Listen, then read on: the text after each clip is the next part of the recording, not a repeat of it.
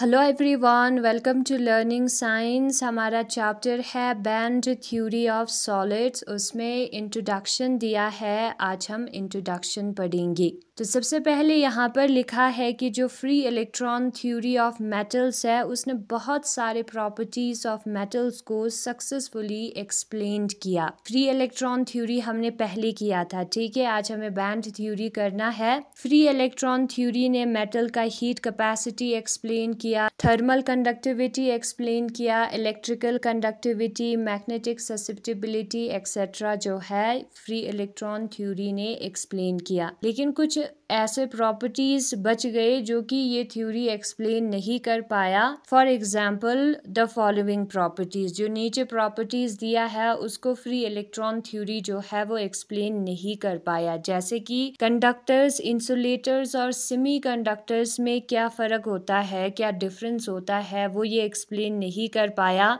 और ये भी हमें पता लगा कि जो डाईवैलेंट मेटल्स है, ठीक है, और ट्राईवैलेंट मेटल्स है, ब्रैकेट के अंदर एग्जाम्पल दिया है, वो जो है गुड कंडक्टर्स नहीं होता है। Even though the theory say that the conductivity is proportional two electron concentration. Free electron theory कहता था कि जो कंसंट्रेशन है जब ज्यादा होगी तब कंडक्टिविटी ज्यादा होगी, लेकिन इन मेटल्स में जिसमें कंसंट्रेशन ज्यादा है उसमें कंडक्टिविटी ज्यादा नहीं है इलेक्ट्रॉन्स का, ठीक है। जबकि जो मोनोवैलेंट मेटल्स है जैसे कि कॉपर, सिल्वर और गोल्ड, वो जो है गुड कंडक्टर्स है। इनका कंसंट्रेशन ऑफ इलेक्ट्रॉन्स कम होगा, मोनोवैलेंट है, डाईवैलेंट और ट्राईवैलेंट के कंपैरिजन में, ठीक है। इलेक्ट्रॉन्स का कंसंट्रेशन फिर भी ये गुड कंडक्टर्स है, और ये जो ऊपर वाले बेरिलियम, एल्यूमिनियम है वो बैड कंडक्टर्स है। फर्मी सरफेस का शेप जो है वो नॉन स्फेरिकल हमें मिला, लेकिन फ्री इलेक्ट्रॉन थ्योरी के मुताबिक हमने इस शेप को स्फेरिकल माना था, ठीक है।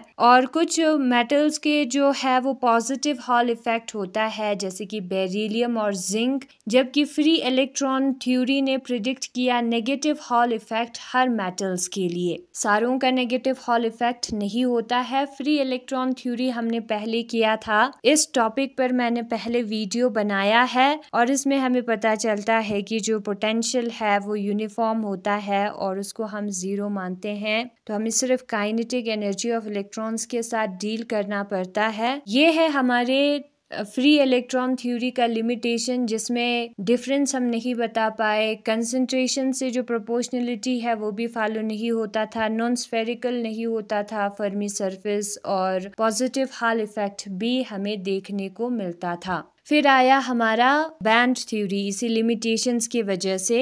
Similarly, there are many other properties which could not be explained on the basis of the free electron theory। और ऐसे ही बहुत सारे और प्रॉपर्टीज है जो कि फ्री इलेक्ट्रॉन थ्योरी एक्सप्लेन नहीं कर पाया। तो ये जो फ्री इलेक्ट्रॉन थ्योरी का फेलियर है वो क्यों हुआ है? Because of over simplified assumption that electrons move in a region of zero और constant potential in a metals। हमने फ्री इलेक्ट्रॉन थ्योरी में माना था कि जो पोटेंशियल है वो कांस्टेंट है या जीरो है और इलेक्ट्रॉन उसमें मूव कर रहा है। ये बहुत ही सिंप्लीफाइड अजम्पशन है, ठीक है। और उनका जो मोशन है वो सिर्फ मेटल के सरफेस तक लिमिटेड है, रिस्ट्रेन है। लेकिन ऐसा नहीं होता है। जो पोटेंशियल इलेक्ट्रॉन एक्सपीरियंस करता है वो जो है बहुत ही कॉम्प्लिकेटेड है, इतना सिंपल नहीं है। और अगर हम रीजनेबल अप्रोक्सीमेशन दे, अप्रोक्सीमेटली माने, तो पीरियोडिक पोटेंशियल होगा और पीरियोडिसिटी होगा लेटिस का, ठीक है। पीरियोडिक मींस ये जो पोटेंशियल है आफ्टर सम टाइम अपने आप को रिपीट करेगा, लेटिस के पीरियोडिसिटी के मुताबिक होगा, जैसे कि लेटिस में एटम्स रिपीट होता है। और ऐसे पोटेंशियल वन डायमेंशनल केस में यहाँ पर फिगर में दिखाया है, इसको मैं बाद में आपको एक्सप्लेन करूंगी फिगर को, ठीक है। जो पीरियोडिक पोटेंशियल है वो इन्फिनिटी तक होगी हर डायरेक्शन में, लेकिन मेटल के सरफेस पर ये जो पीरियोडिसिटी है वो इंटरप्ट होगा, जो कि यहाँ पर लेफ्ट साइड पे दिखाया है। लेकिन हम इसको इग्नोर कर सकते हैं, इस इंटरप्शन को इग्नोर कर सकते हैं।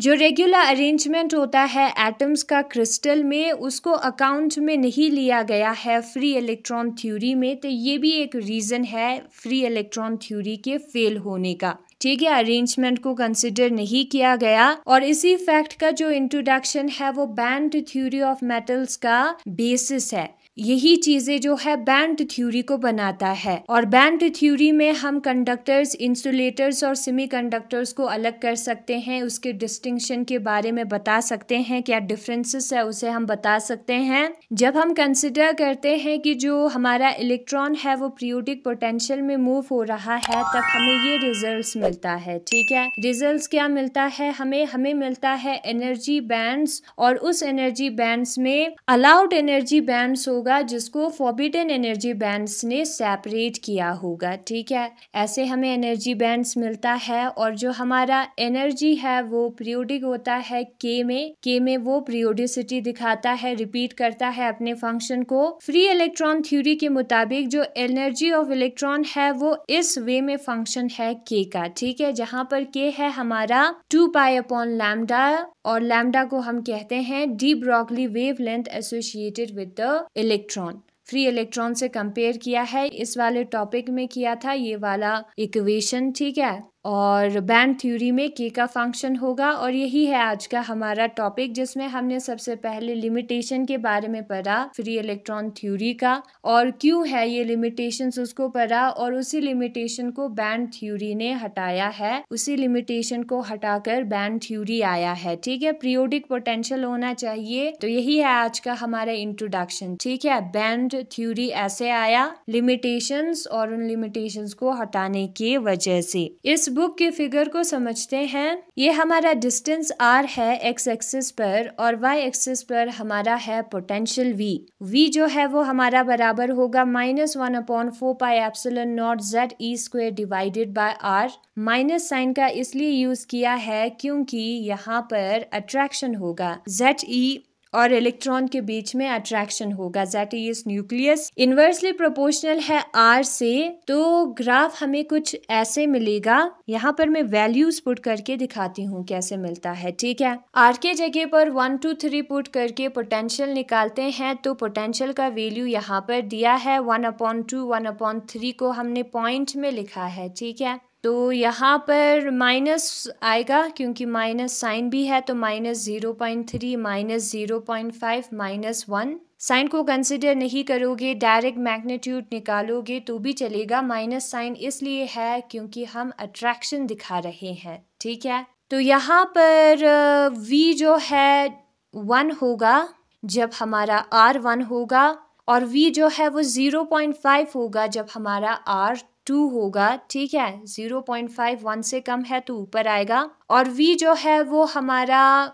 -0.3 होगा जब हमारा r 3 होगा, या 0.3। माइनस साइन नेगेटिव इसलिए दिखा रहे हैं क्योंकि अट्रैक्शन हो रही है। ठीक है, तो यहाँ पर होगा 0.3, 0.5 से कम है, तो ग्राफ हमारा कुछ ऐसे आ जाएगा, और इस साइड पर भी वही सेम।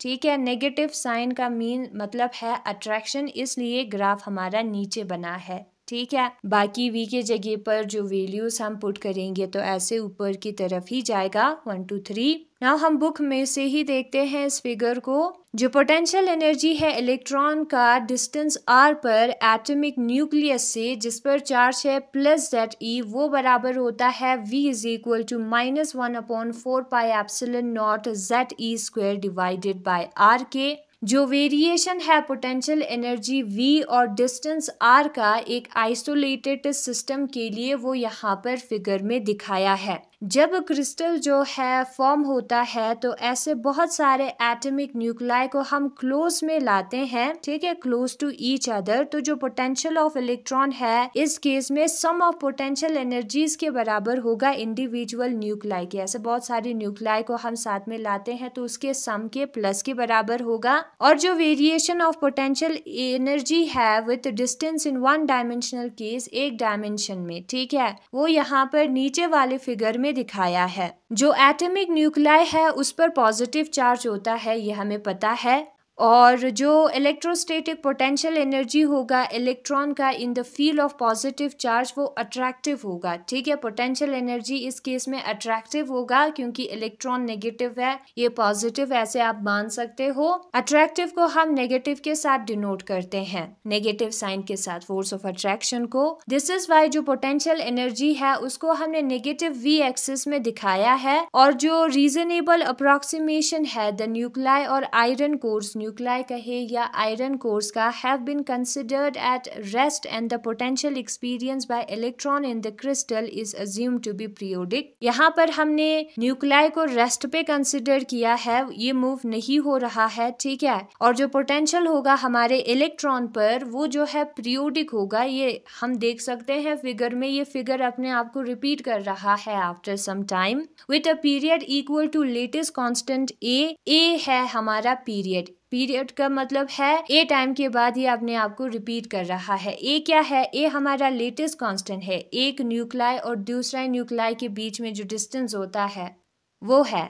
ठीक है, उसके बाद रिपीट हो रहा है पोटेंशियल। तो ये जो फिगर है वो कुछ ऐसा आता है जो कि हमारे बुक में था। और यही आज का हमारा टॉपिक। Thanks for watching.